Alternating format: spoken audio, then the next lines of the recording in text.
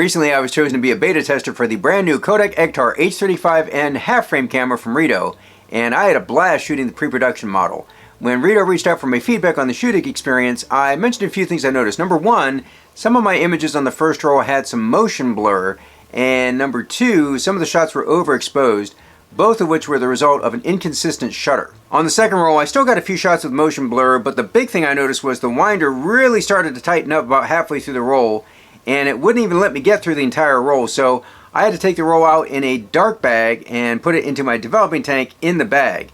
Turns out that Rito told me that they got similar feedback from other beta testers as well. The good news is Rito listened to our feedback and actually did something about it. They refined the shutter and the winder on the production model that started to be more widely available, and now everything's all good. And they actually sent me one of the new cameras too, so I could shoot another roll and share it with you today. Again, since this is a half-frame camera, you get two images on the same frame, so I composed most of these as diptychs.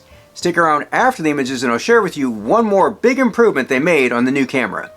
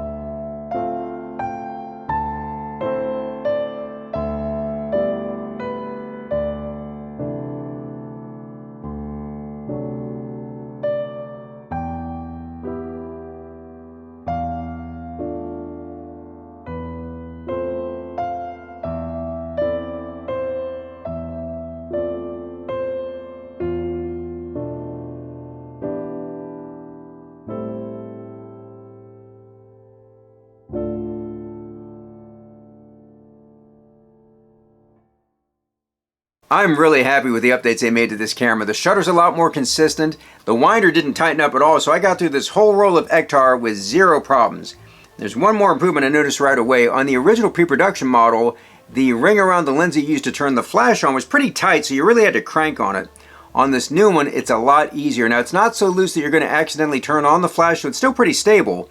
But at least now you don't feel like you need a pair of vice grips or channel locks to turn it on. If you want more detailed information on the original Kodak Ektar H35 or the H35N, I've got a whole playlist on these cameras popping up on the screen now.